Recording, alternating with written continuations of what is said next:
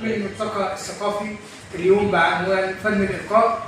معنا اليوم الأستاذ محمد بيومي المسؤول الفني المسؤول عن النشاط الفني لهيئة الشبان العالمية بشارع رمسيس. شرف حضرتك يا فندم. أنا اسمي محمد بيومي ومسؤول عن إدارة النشاط الثقافي والفني ومستشار رئيس الهيئة للشؤون الثقافية والفنية. أهلا وسهلا بحضرتك يا فندم. يعني حوالي سعداء بلقاء حضرتك جريدة بوابة عاجل مصر وراديو صوت الجيل. دكتور مجدي الناظر مع حضرتك، سعداء باللقاء وحضرتك يعني فتحت لنا يعني هيئة الشبان العالمية أمام الشباب وأمام الأدب والثقافة والشعر. يعني بنشكر حضرتك كتير جدا. حضرتك يعني الموافقة السريعة اللي جت بناء على إيه؟ نعم؟ الموافقة السريعة لفتح أبواب هيئة الشبان للشعر والأدب.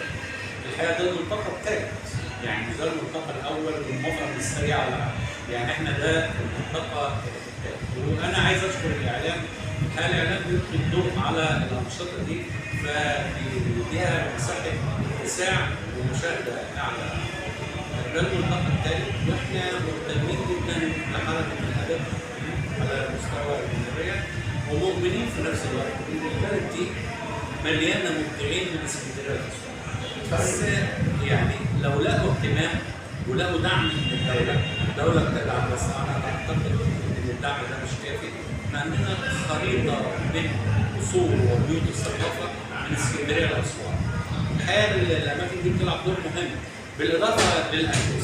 كل الأندية الحقيقة إنما بعض الأندية بتلعب دور ثقافي في هذا الموضوع، وبعض مؤسسات المجتمع المدني بتلعب دور في انها بتدي للادباء الشبان فرصه انها تبقى موجوده والناس تشوفها وتسمعها. حضرتك المتحف المصري الافتتاحي العظيم بتاعه بيمثل لحضرتك بيمثل شيء مهم جدا جدا. بتقول للعالم كله ان احنا بدايه الحضاره في العالم كله كانت بدات من مصر.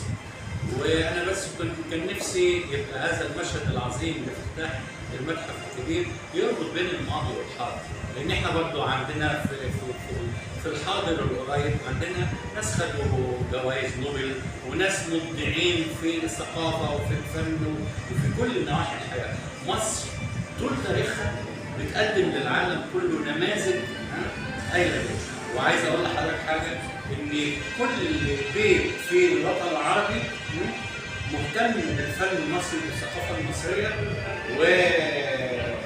واعتقد ان ده موجود. اللغه المصريه واللهجه المصريه منتشره في الوطن العربي كله علشان الفن المصري والادب المصري والشعر المصري كان موجود بشكل دائم.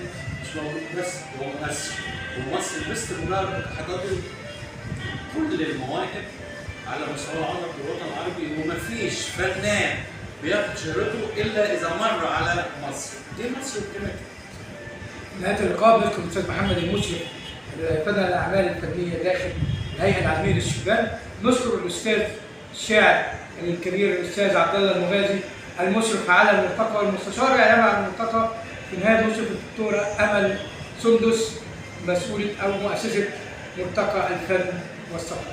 شكرا جزيلا. كان معكم راديو صوت الجيل وجريده بوابه عاجل مصر دكتور مجدي الناظر. شكرا لحضرتك.